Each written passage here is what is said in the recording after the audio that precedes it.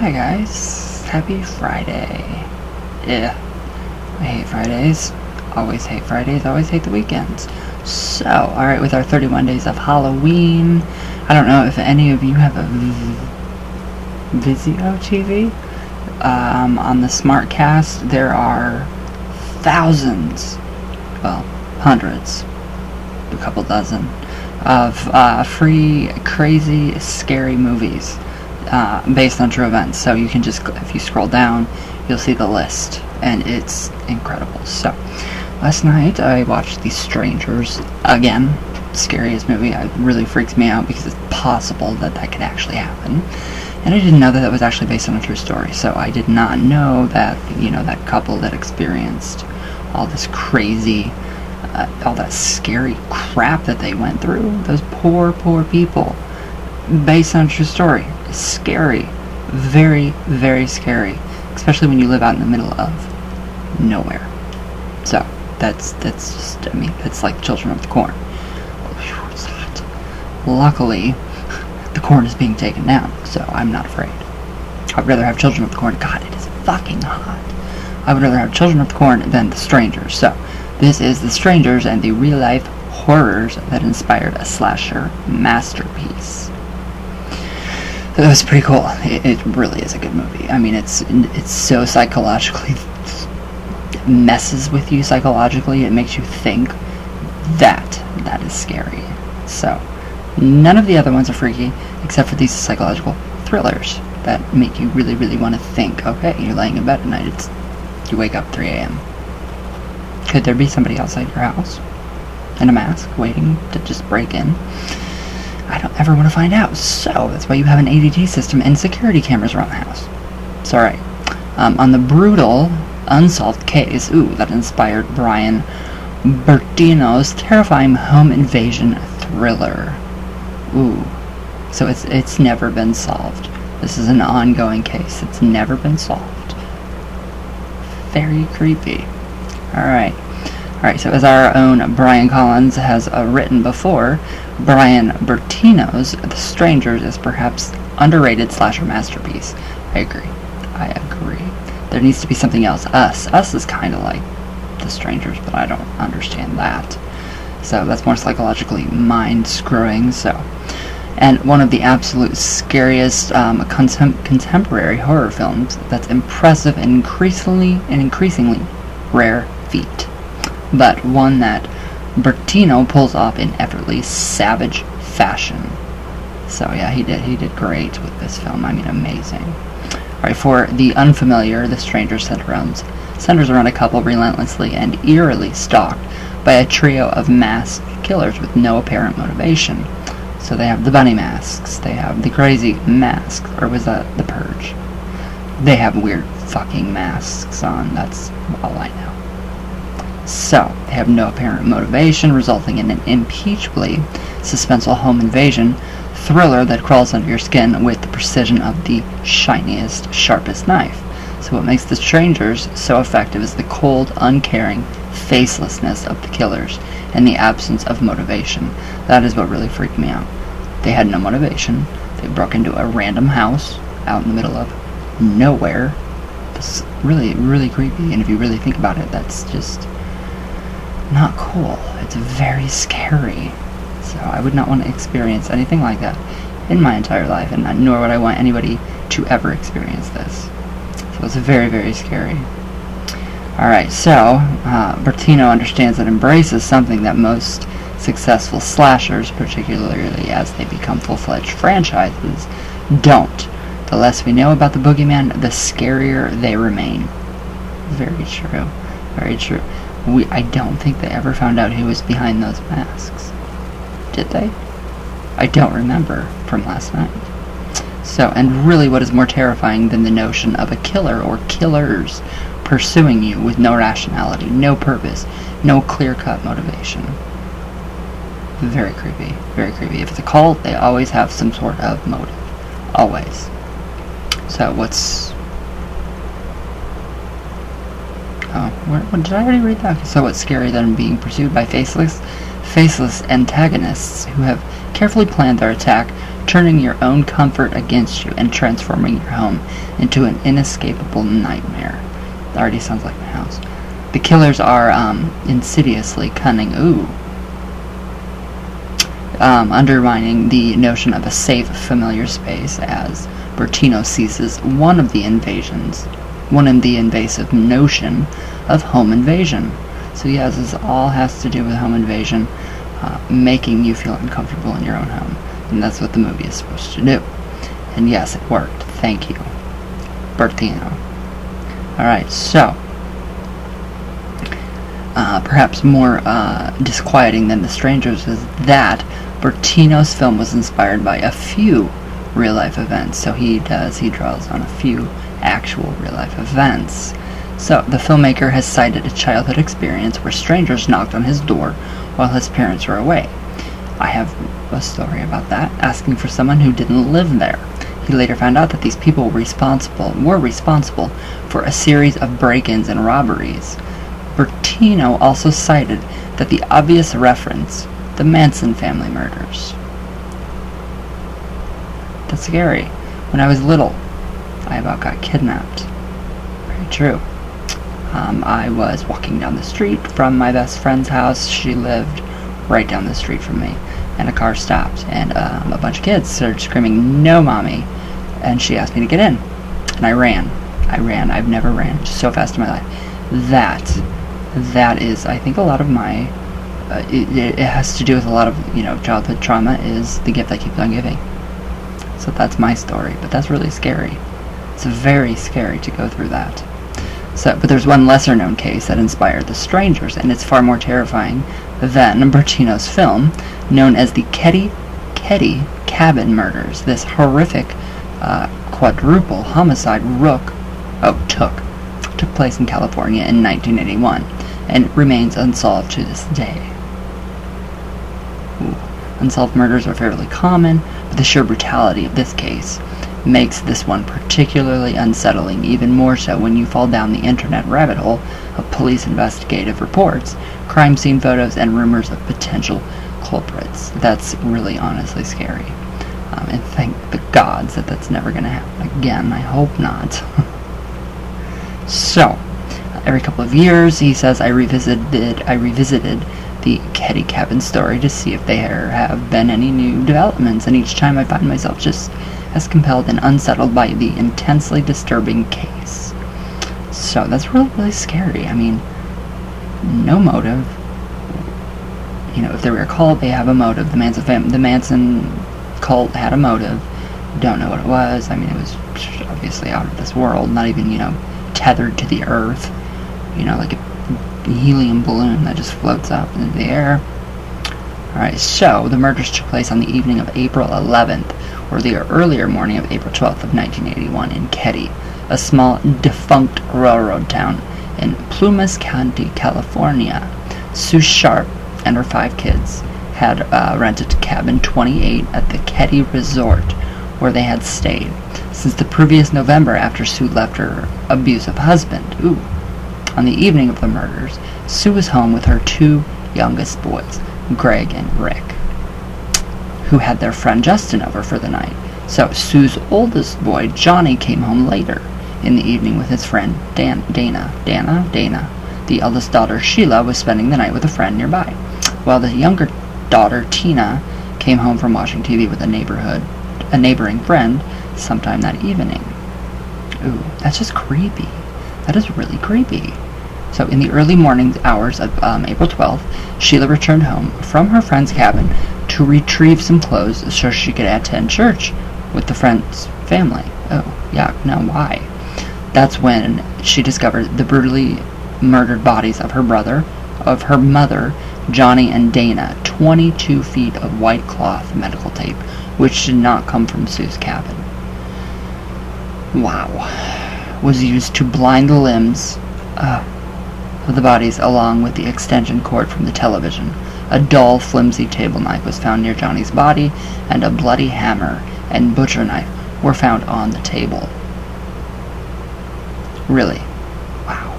So though the autopsy showed that the bodies had been bludgeoned by 2 different hammers in addition to the bludgeoning, the Sue, Johnny, and Dana were found with multiple stab wounds on their body and their throats. Ooh. No thanks. I'm good today.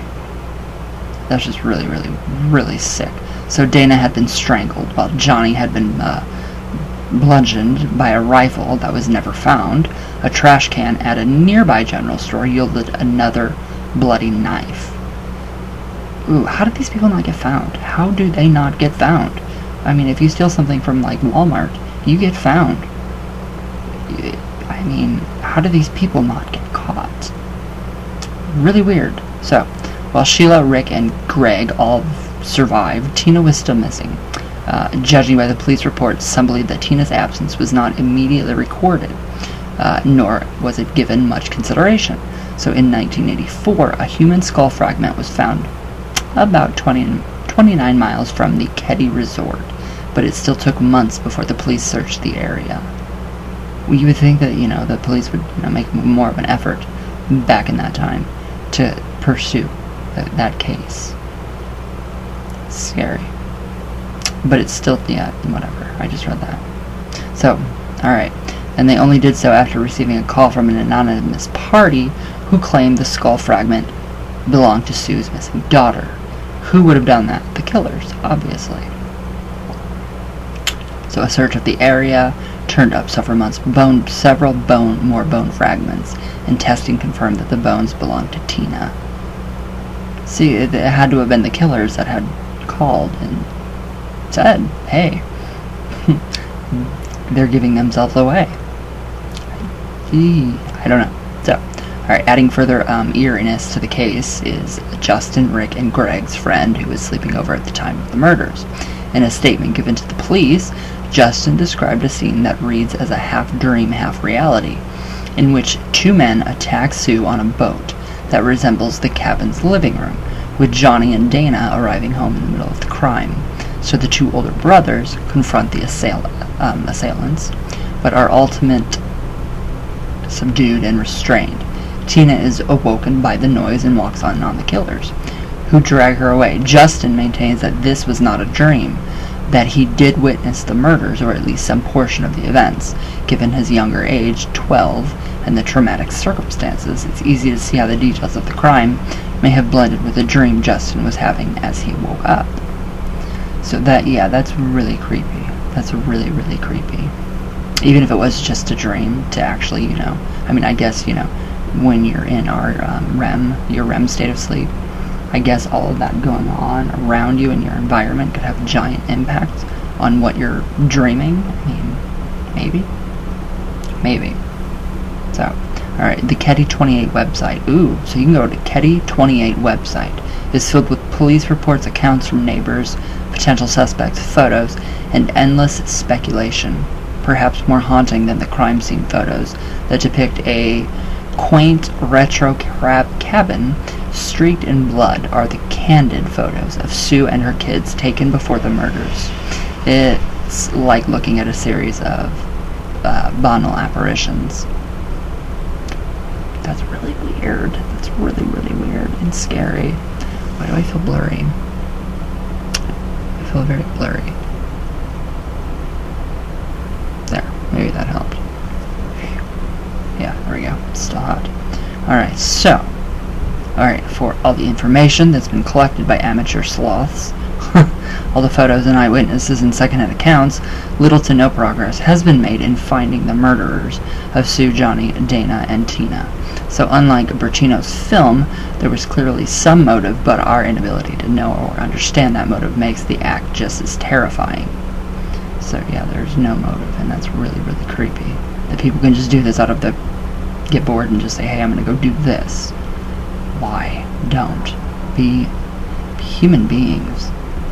So, there are obviously some similarities between the Keddy Cabin murders and the Strangers. So, Liv Tyler and Scott Speedman's characters are mercilessly stalked in their summer home, and while Keddy was a defunct railroad town filled with disenfranchised residents. The idea of cabin calls to mind a relaxing vacation. Bertino's film climaxes with protagonists bound to chairs in the living room and brutally stabbed in the early morning, a time we usually associate with visibility and safety. So yes, that kind of turns it around on you psychologically, thinking, okay, well, it's dangerous all day, every day, all day long, and that's true. So, similar to what happened with Sue, Johnny, and Dana. That's really, really creepy. I mean, really creepy. I don't know what the hell I would do. So, the most unnerving murders are those which cannot be explained.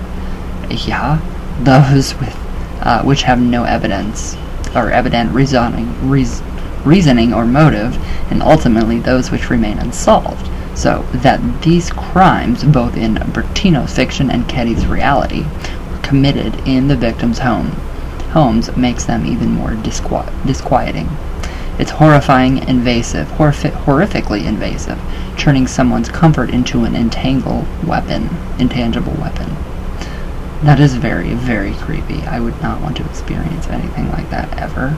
I would be so freaked out. I don't know what I would do. I would grab everything and anything and just start shooting them. Whoever would invade my home, anything. I have very, very sharp objects.